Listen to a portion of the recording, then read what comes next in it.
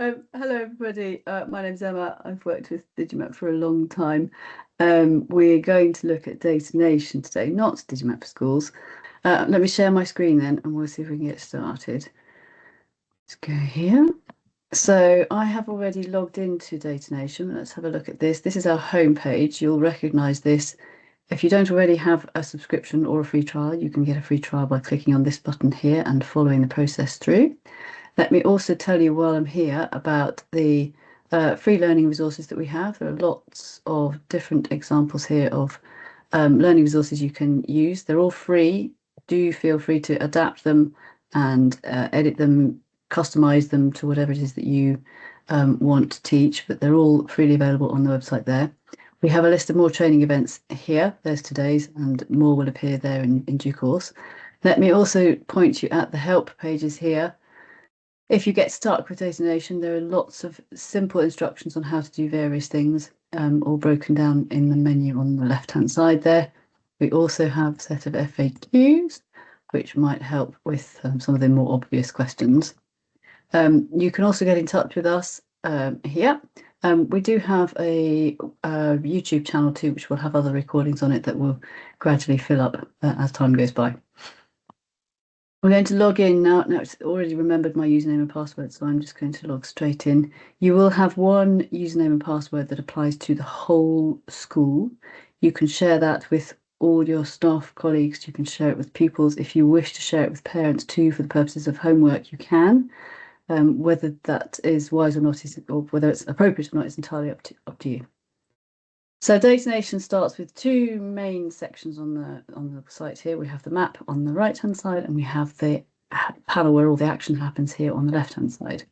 The usual search functions apply here. So let's do a quick search for Milton Keynes, just by way of example. You can type in a place name, you can type in a road or postcode or a latitude, longitude or a grid reference, and it will come up with some options here. You'll notice that we have both places and roads. We've had to split them into two groups because otherwise the root groups get a bit too long. So if I click on one of the entries in this table, I can then find the map on the right-hand side. You'll see that, oops, I'm using the scroll wheel on my mouse to zoom in and out. If you're using a touch screen, you can use an ordinary pinch zoom, or I think a double tap will also work. We have a zoom in and out bar here on the right-hand side, which will allow you to zoom in and out step by step. You'll notice that as you zoom in and out, the maps will change. This is because Ordnance Survey create maps that are intended to be used at particular scales. Clearly, as you zoom in, you need to find a map that works for the scale you're choosing. If you zoom in too far on a map that is meant for a very small scale, you'll find that it becomes illegible. It might be very pixelated, you wouldn't see enough detail. Similarly, if you've got a very large scale map with a lot of detail on it and you zoom right out, imagine your drone shooting way up to 43,000 feet and looking at a map that's intended to be a plan of a house, you wouldn't see very much, it would just be a blur. So what we do is to change the maps that you see as you step through the scales. So some maps are visible at more than one scale, but at some point those maps will become illegible or not sensible at the scale at which you choose. So the map changes as you go in. As we go right into this very large scale maps, you can see this is the detailed data. This is as detailed as it gets, and you can zoom right out to the other end of the scale, and you can see that we get a sort of degree of generalization with each map that appears on the way out. We keep going here, we'll see that we get eventually to the 1 to 50,000. This is what you may know in paper form as the Land Ranger maps, the pink ones. The next ones in, of course, are the orange ones, the Explorer maps. You might be familiar with those. If we keep zooming out, we get to something that looks more like a road atlas. We keep going out even further, we find that we get to a much more simplistic view of the UK with these very high-level overview of the UK like this. So you can zoom in and out. Once we get into the more detailed levels, we'll find that this background map option here in the left-hand corner of the map will become grey and active. And once you can see that, you'll see that there are different options for the background map. So you can slide between these using the slider like this. We have an 1890s map, which looks like this. And as you can see, it's reasonably detailed, but it will only go in so far. We then have a 1950s equivalent, which is a slightly different scale. So this will zoom in and out a little bit further than the 1890s one. We also have the aerial photography, which is contemporary aerial photography. This stuff is dating from, it's the latest coverage from 2024. So the data that they flew in summer 2025 is not yet ready. So we should have that by next spring, we hope. It takes a wee while to fly it during the summer months and then process it so that it's ready for use the following year.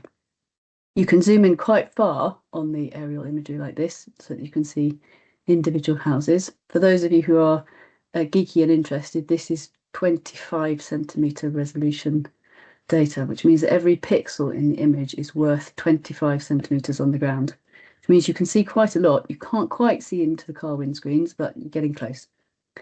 So with the levels of the different maps here, you can slide between the two. Very useful if you're looking at things like urban development over time. So one of the classic examples here, if we look at Milton Keynes, is that there's the contemporary Milton Keynes, and then we can zoom in and find, whoops, the historical Milton Keynes like this.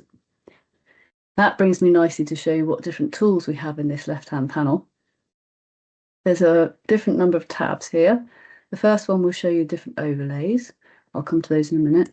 The second one will be allowing you to add your own data. So if you have a point data set, such as a list of points where people live or points of interest for other things, maybe it's locations of particular businesses or shops or locations of historical events, you could upload those as in one go to have an array of points all on the same map at the same time. We also have a set of drawing tools. We have a saved maps function, which allows you to save a map and come back to it later. And we have some measurement tools here. Let me look at the drawing tools for starters here while we're looking at Milton Keynes. I'm going to zoom in a little bit and find the original Milton Keynes here. So this is the original village of Milton Keynes. What I'm going to do is use the drawing tools here. I'm going to take the shape tool. I'm going to draw a freehand shape around the original Milton Keynes like this. Very rough. All I'm doing is clicking and holding my mouse down, and then I let go to finish drawing. If I wanted to use a more regular shape, I could do a click, click, click, drag like this to show roughly what size the original Milton Keynes is. But then I'm going to zoom out a little bit so we get a bit more context. And now I'm going to slide the map between the historical data and the contemporary map here.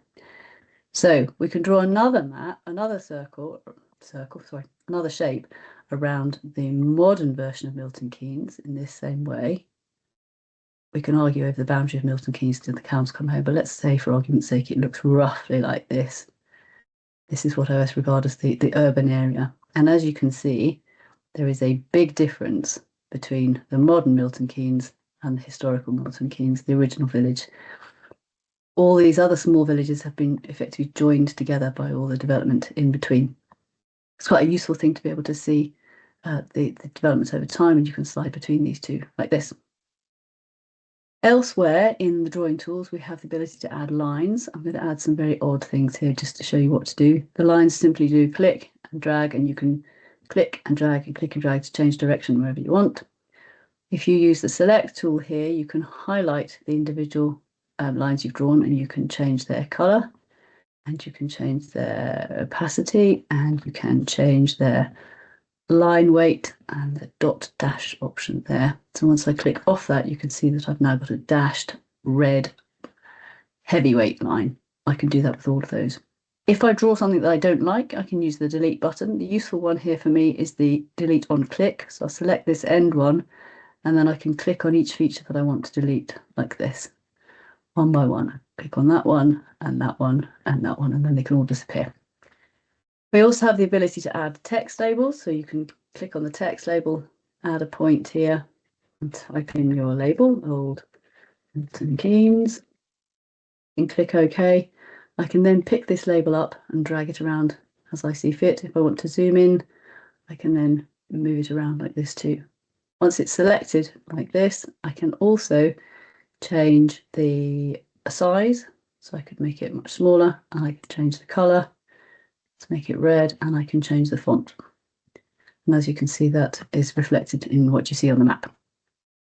There are other tools to add images. So if you have an image you want to upload, let's try and add a point here. I can select my file. Let me do quick. No idea what these images are. I hope they're all right. Import this one, and there we can see that we get a photograph attached to my map here. So I can pick up these different elements and move them around. So if I wanted this to be a picture of the school, or maybe I've got that wrong and actually it's a picture of the lake here, I can move the photograph around so that all the bits and pieces that I want on the map will work together.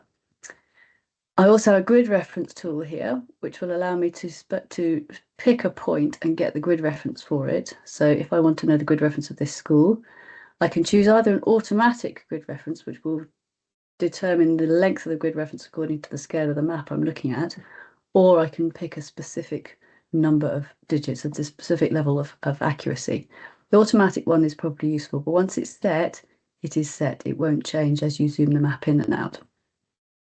If I wanted a very detailed grid reference, I could pick the 10-digit one. This is probably only useful if you're looking at the most detailed level. I might want to pick a grid reference for this corner of the school, for example, and it would give me that like that. Again, I can use the delete on click options to just delete the ones that I have added if I don't want them anymore.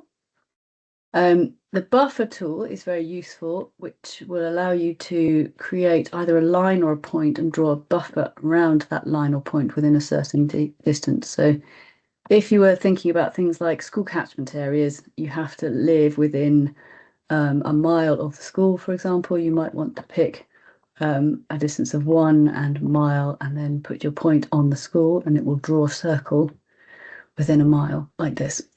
If you then have a series of points you want to upload that might want to measure within a buffer zone, you could add that, and then you'd be able to see you have a graphic representation of which points fall within your mile zone. The line buffer might be useful for doing things like how many houses lie within a particular distance of a road or a river. If you're building houses, you might want to think about flood zones, and drawing a boundary along a river like that could be very useful. Let's turn this into a 0.5 of a mile, and we'll try and draw the buffer zone along a river like this. Again, I'm just clicking and dragging to draw a line like this, and when I want to finish my line, I just double click like so, and that will draw a half mile. This is the buffer I've chosen now, half mile zone around that river.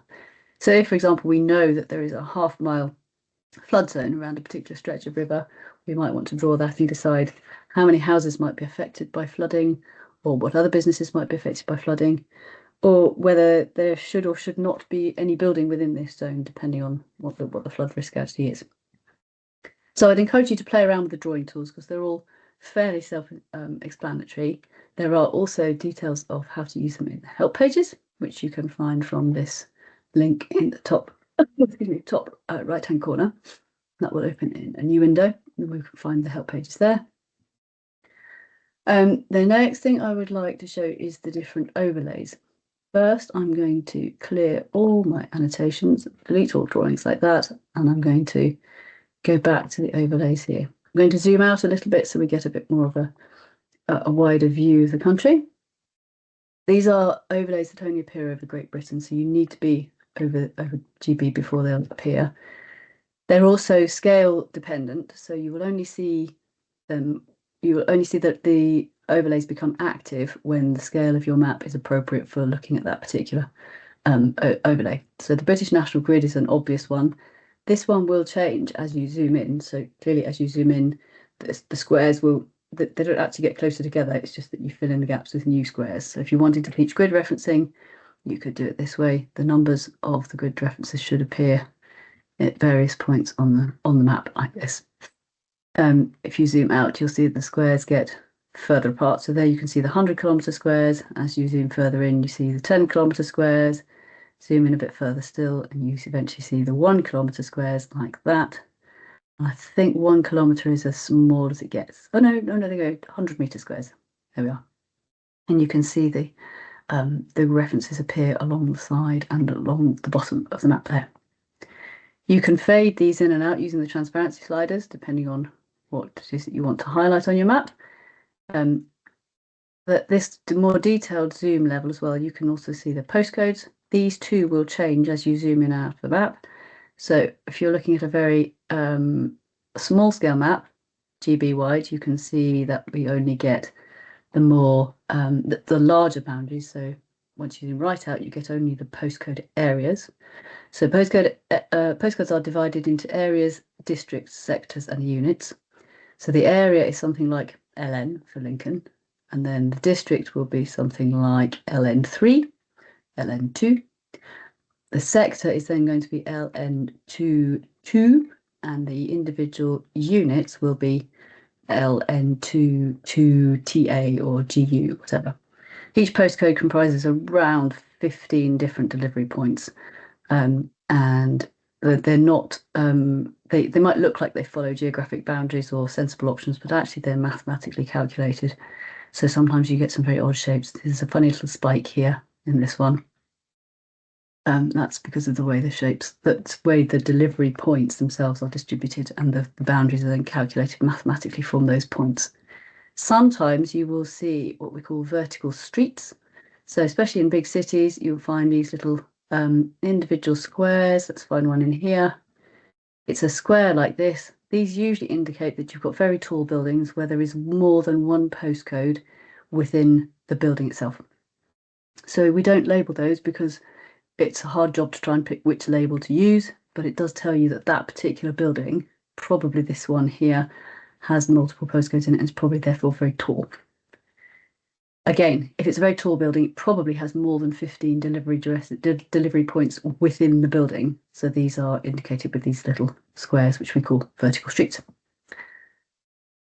Take the postcodes off. If we zoom out a little bit further, the other interesting one we have here is the boundaries. We have to zoom a bit further out before we can see these. Boundaries are very tricky because they change over time, and nobody's really very clear about whether they are county boundaries or historical county boundaries or ceremonial county boundaries. It is complicated. We've tried to use the simplest ones possible, even if this means they are pre-1972.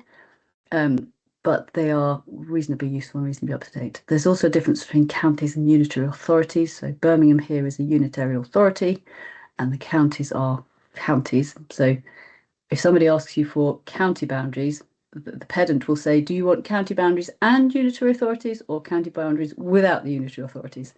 Just so that you know they exist and there is a difference between them. As you zoom in, of course, you'll get slightly different boundaries. They are nested. So you'll get the smaller ones inside. Once you zoom in like this, I think the smallest ones we offer are probably the districts there. And then yes, eventually you get too far in and they disappear because you wouldn't see the edges.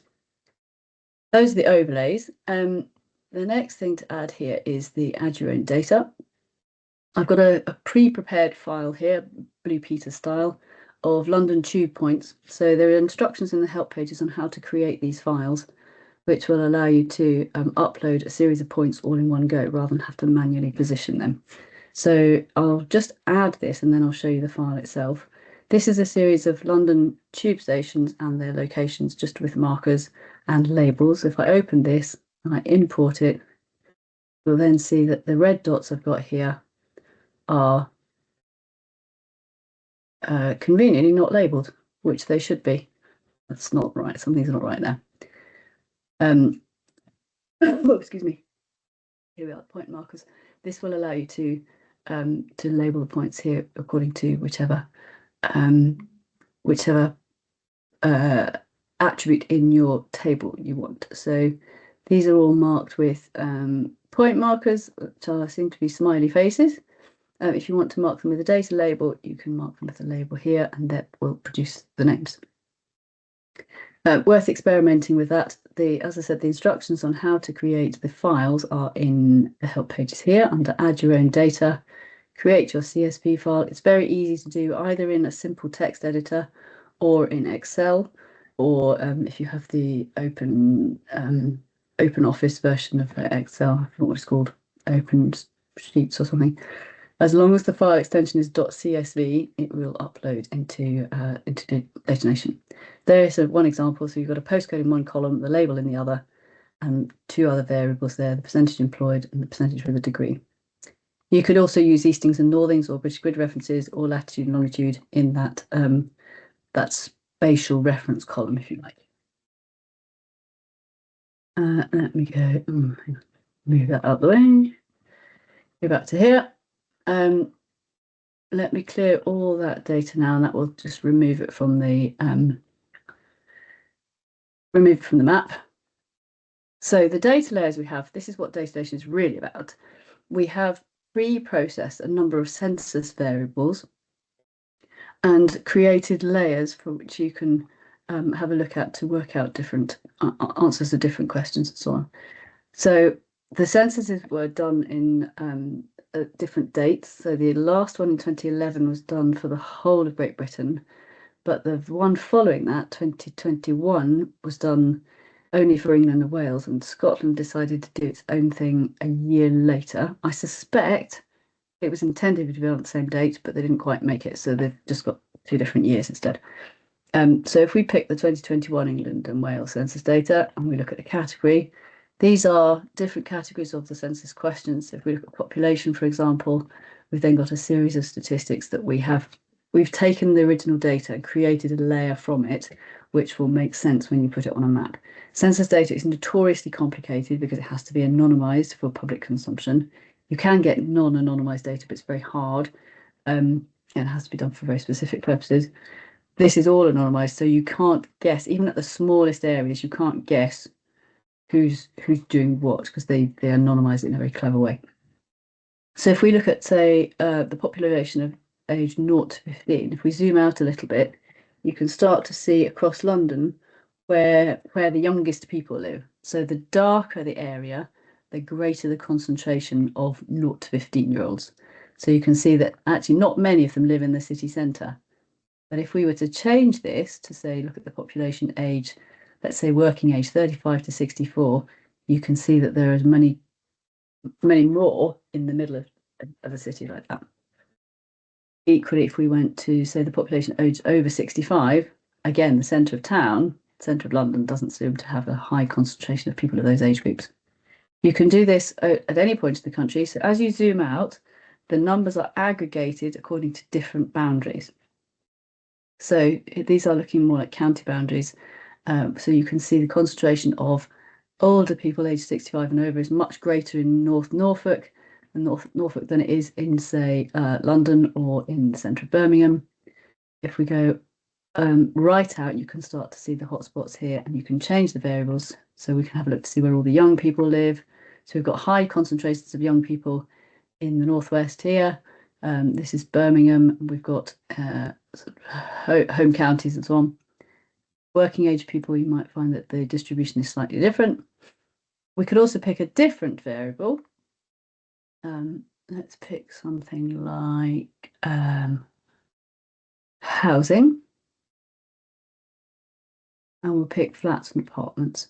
So in this variable, the darker areas show a higher concentration of people living in flats, a higher concentration of flats and apartments rather than houses. So if you look at not surprisingly, perhaps the much denser populated areas have a higher concentration of flats. So London is an obvious one. Big cities like Southampton down here have a high concentration. Cardiff is there, Birmingham is visible, and Newcastle, and of course the Manchester northwestern conurbations too. If we look at houses that are detached, we might find that there are greater concentrations of those in more rural areas. So again, Norfolk, the Southwest Peninsula and Central Wales and North Wales also show much greater numbers of detached properties. So we've sanitized these a little bit to make them easy to use, because the raw census data is difficult to get hold of and difficult to process, of course. If we zoom right in on these single areas, you can start to see the smaller areas, so that we've recalculated the same numbers, but against a different boundary. So these will come right down to some very small areas, which are less visible in rural areas, of course. Let's try right down here. This is RAF Valley somewhere here. So these come down to, I think, lower super output areas, which is the smallest unit you can get. And you can see the underlying map will show you the sorts of housing you can get. and the relative concentrations of types of houses. There are lots and lots of things to explore here. Comparing England, Wales and Scotland is slightly tricky because they are different dates. If we look at the 2011 census data, these are a bit easier, but they are older. So if we look at education, for example, the number of people with a degree in these areas, higher concentrations of graduates, 40% and above, of the dark purple areas, and you can start to see the regional variations. To some extent, these reflect populations, of course, where you've got very large numbers of people, such as a big city like Edinburgh, big city like London. It is inevitable that you're going to have higher concentrations of people with higher level of qualifications. You can draw all sorts of comparisons between the two. It's difficult to overlay these maps with one another because the colours get all blurry, but by all means, print out two side by side and do comparisons with those if you wish. You can print any of these maps by hitting the print button at the top here. You can give your map a title, map, name, and you can choose either a PDF or a JPEG. You can have A4 or A3, portrait or landscape. You can also add things like national grid lines. If you add a legend, it will print out two separate pages, which will give you the legend information. You can generate the print file, and this will come up with a separate file. It does not send it directly to your printer, so it's not wasting any ink or paper. Once you've generated the file, it's then up to you what you want to do with it. If you want to send it to the printer, that's fine. If it's wrong, you can discard it and just create another one that's slightly different and maybe meets your needs better.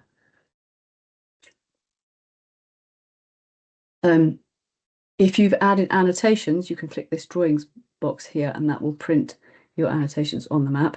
They don't appear by default, but if you've drawn things on the map and you want them to appear, then you need to make sure you check that box. There we go. It takes a little bit of time. So you can see that it's added the national grid lines over the top. It gives you a scale bar, and it will give your name in the bottom corner here too, which is useful, and it puts the title at the top. That's a file ready for you to save and do what you want with. Let's go back to original DataNation here. What I would add is that once you've found these census data layers, there is often a little bit of there's a little read more link which will tell you a bit more about the different census classifications. These pages are not written by us. They are pages that exist for anybody to see, but it's a link to a little bit more detailed information about the census data that you're seeing in these sections. I think that's probably enough for now. That's quite there's quite a lot to take in. If there's anything anybody wants me to go over again, I'm happy to do that. Also happy to take any questions.